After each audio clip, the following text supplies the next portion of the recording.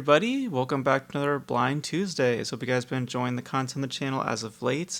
Funny story. I just started recording this video and I completely forgot about the audio. For some reason, I thought I had the audio set up already, but it was not. So I also am using a LED light for the first time, so hopefully the lighting is all good. So you guys let me know if you guys like the new lighting and all that. But we are here once again with another Blind Tuesdays. Last week we spun the wheel and we chose the French New Wave, which is a very specific selection of films. Of course, the French New Wave being films from the late 50s and early 60s, specifically targeting techniques with editing, obviously with certain aesthetics, how they utilize certain visuals. And obviously, one of the more notable names for that is Jean-Luc Godard, who did Breathless, which I've seen. Angus Varda, who I believe is the director of Cleo from 5 to 7, which was also, I believe, a notable piece from the French New Wave. Yes, it was. So I looked around for another piece, and the one that I found that I've heard a lot about but have not seen was the 400 Blows, which was co-written and directed by Francois Truffaut, who would be in his directorial debut, and was apparently one of the founders of the French New Wave as well. So he's a very important figure within this period of film. Stars Jean-Pierre Ladoux, I'm not sure how you say his name, who this would be his second feature, his first being a film from the late 50s, King on Horseback, so the year before this came out, which this film came out in 1959. It tells the story of Antony Daniel, played by Jean-Pierre Ladoux. Forgive me if I butchered his name. He's a young boy growing up in Paris, and he's a bit of a troublemaker. He's not doing good at school. He's actually skipping school. He's plagiarizing. He's not doing his best effort. And he comes home to a father and a mother who are fairly toxic individuals. One of them who sleeps around, that being the wife, the father being kind of in his own world, not really caring much about anything. So with that, he has a lot of freedom to just do whatever, and without much. I mean, there are consequences, but he's very very what's that word I'm looking for? He's so used to that sort of punishment that such a thing just glosses over him, and we basically just watch him just going around and doing a bunch of things, and a bunch of mischief, a bunch of stealing, and at some point evolving more into criminal activity, and what you get from it is a pretty straightforward idea of presumptuous thinking, instilled in both adults and in youth. What it means to be directionless and the spawning of that rebellious and compulsive-like nature, which stems from toxic environments.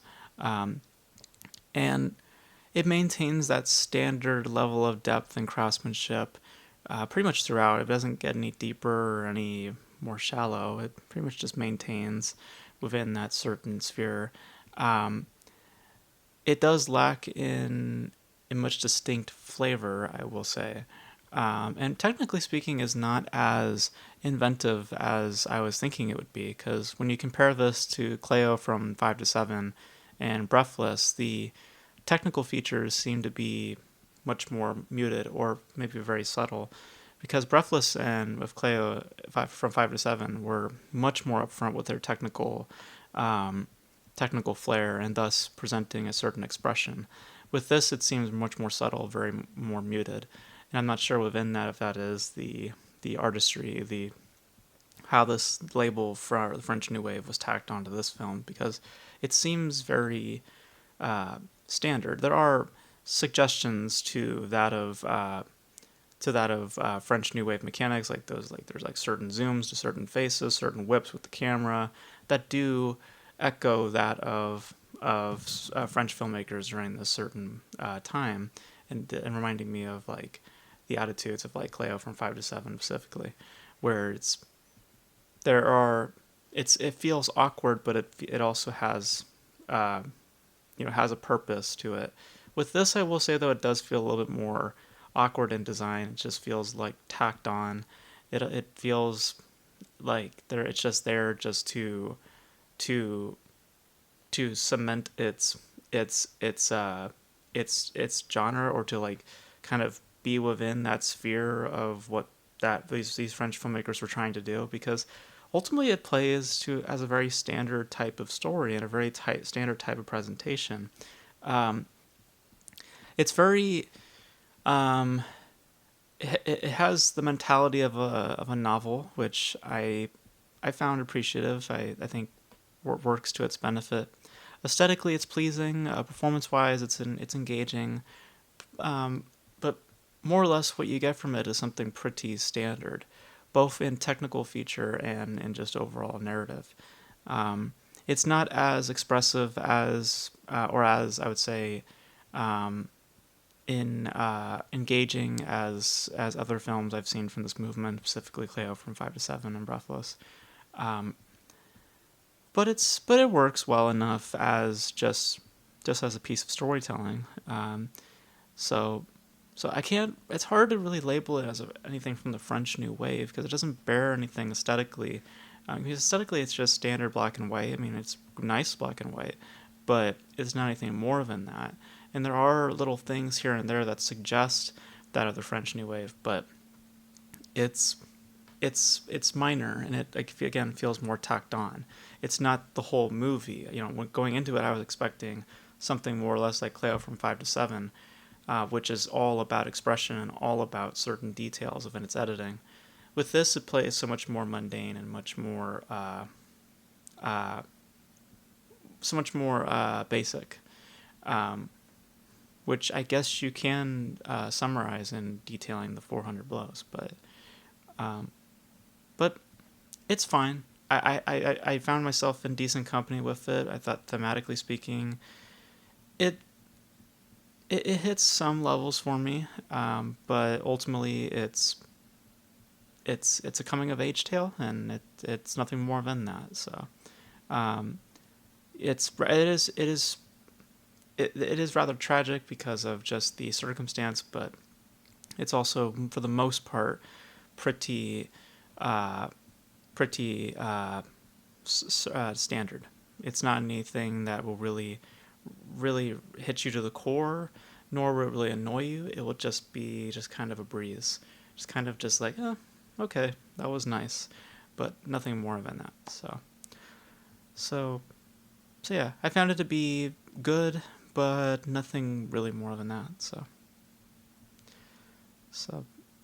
yeah, so those are my thoughts on the 400 blows. I thought it was good, but I guess going into this, I expected a little bit more of a showcase of said artistry, specifically within the French New Wave.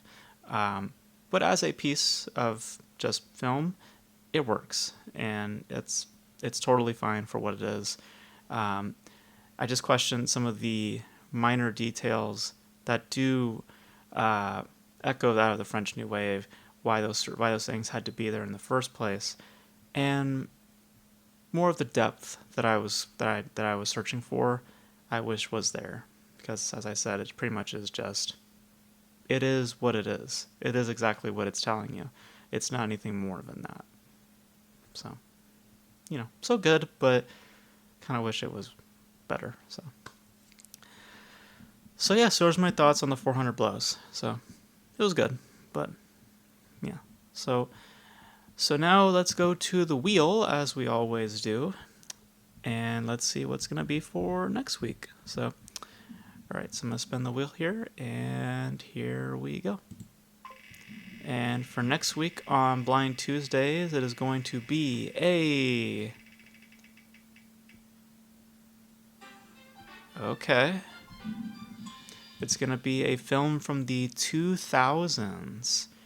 Okay. Okay. That's a pretty wide selection, actually. So there you guys have it. So it has to be a film from the 2000s era, so not genre specific, just a film from the 2000s. So let me know your thoughts in the comment section below, what your guys' picks are for next week, and of course your thoughts on the 400 Blows, and just in general with the French New Wave. If there's any other films from that movement that I should check out, let me know in the comment section below. And that's going to be it for me, guys. Thank you guys for tuning in, and until then, I will catch you guys in the next video. Bye.